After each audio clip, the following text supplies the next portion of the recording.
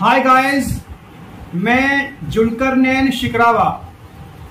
Please video को skip करके ना देखें, पूरी वीडियो को देखें। आज मैं आपके सामने एक अच्छी मोटिवेशनल स्पीच के साथ में उपस्थित हुआ हूं। मेरा अहम मकसद है आप लोगों को गाइड करना, बच्चों को, उनके पेरेंट्स को गाइड करना।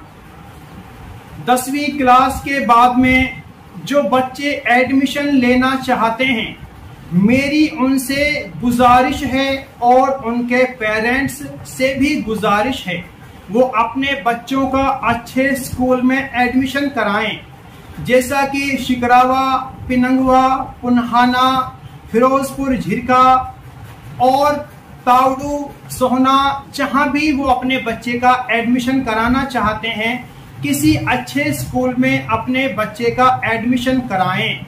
आपका पहला फर्ज बनता है, जब आप स्कूल में जाते हैं, उस स्कूल का माहौल किस तरह है और उस स्कूल के माहौल के बारे में आप जानना चाहते हैं, तो उस स्कूल के बच्चों से आप बातें कीजिए, डिस्कस उस स्कूल के बारे में कीजिए। जो बच्चे होते हैं वो एक स्कूल की असल हकीकत होते हैं।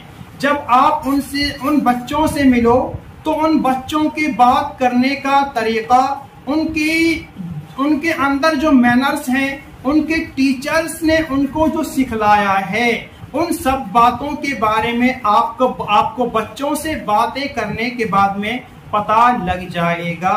और इससे बाद में आप देखें कि बच्चों के अंदर कितनी तमीज है, बात करने का उनका तरीका क्या है, वो इंग्लिश में बातें करते हैं या किसी स्थानीय भाषा में वो या लैंग्वेज में बातें करते हैं या हिंदी में बातें करते हैं।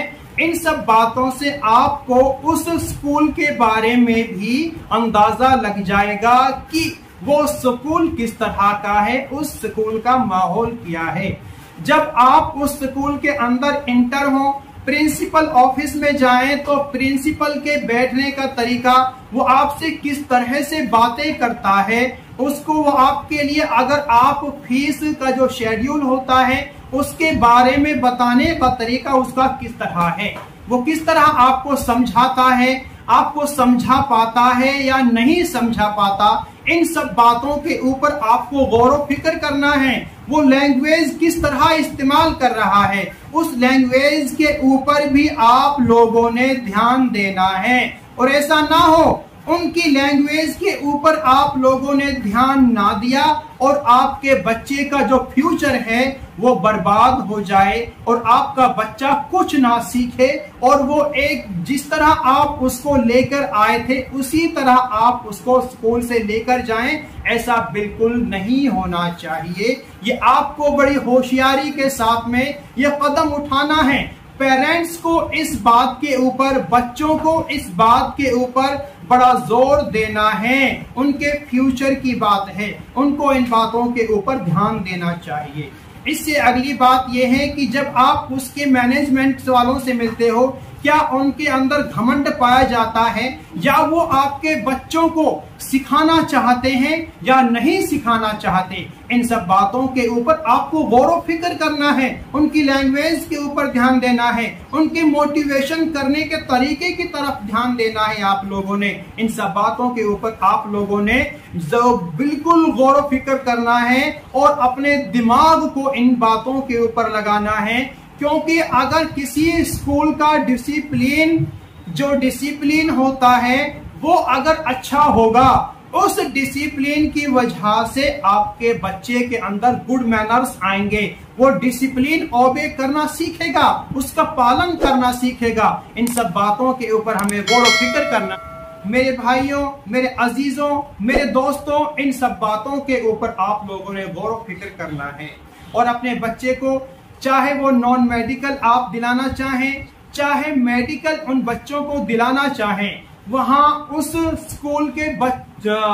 स्कूल के स्टाफ की क्वालिफिकेशन के बारे में भी जरूर नॉलेज हासिल करें। कहीं ऐसा ना हो कि जो टीचर आपके बच्चों को पढ़ाए, बचना है, जो हमारे बच्चों के लिए अच्छा मोटिवेशन ना दे सके, अच्छी नॉलेज उनके लिए ना दे सके, और हमें उस टीचर का प्रीवियस रिजल्ट भी देखना है। इसने पिछली साल बच्चों को पढ़ाया था, प्रीवियस ईयर इसने बच्चों को पढ़ाया था, इसका रिजल्ट उस सब्जेक्ट में क्या रहा, या उस स्कूल का रिजल्ट उस स्कूल का रिजल्ट इस साल क्या रहा। हमें इन सब बातों पर गौर व फिक्र करना है, अपने बच्चे के फ्यूचर के बारे में सोचना है।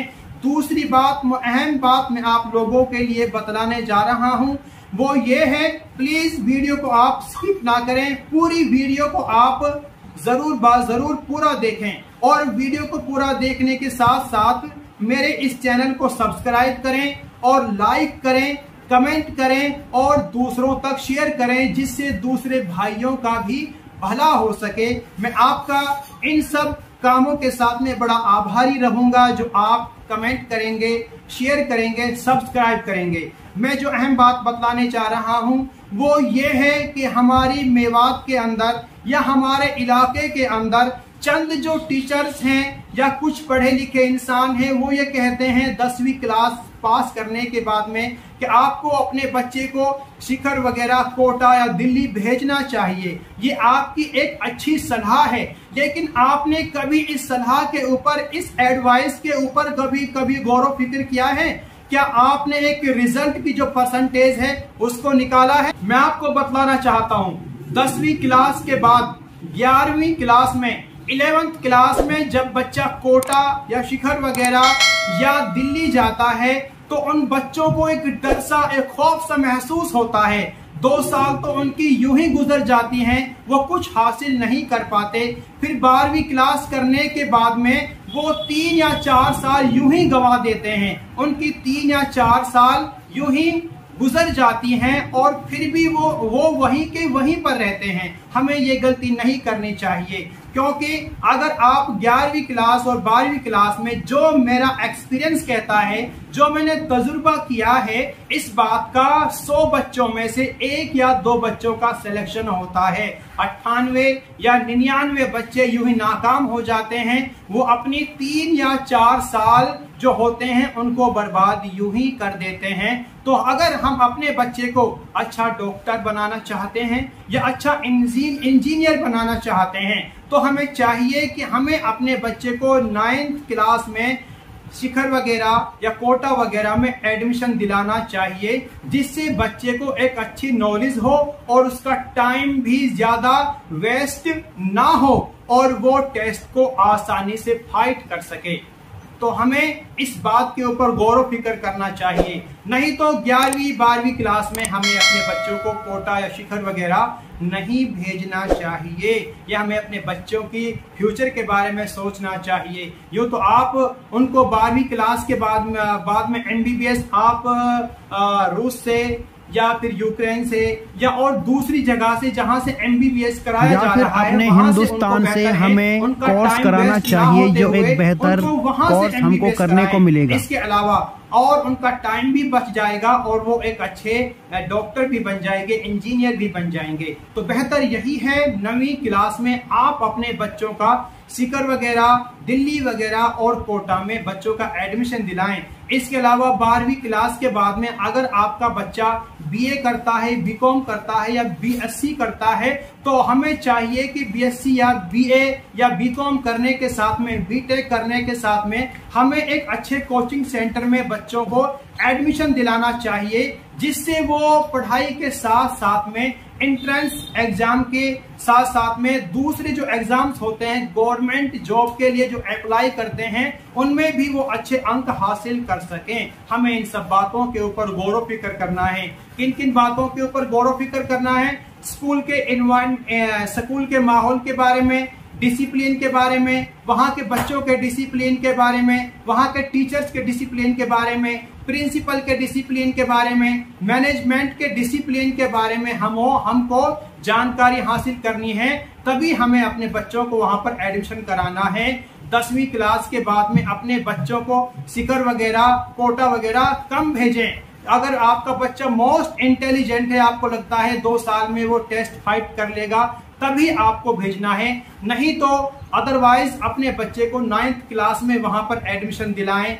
और इसके अलावा अगर आप नहीं भेज सकते, किसी अच्छे ट्यूशन सेंटर पे अपने बच्चे को फिजिक्स, केमिस्ट्री और बायोलॉजी का ट्यूशन दिलाएं। तो मैं जुल्करनैन इन्हीं बातों से आप सभी से अलविदा लेता हूं। मेरे इस चैनल को आप सब्सक्राइब करें, लाइक करें, शेयर करें और कमेंट करें। कमेंट करना ना भूलें। अस्सलाम वालेकुम व रहमतुल्लाह।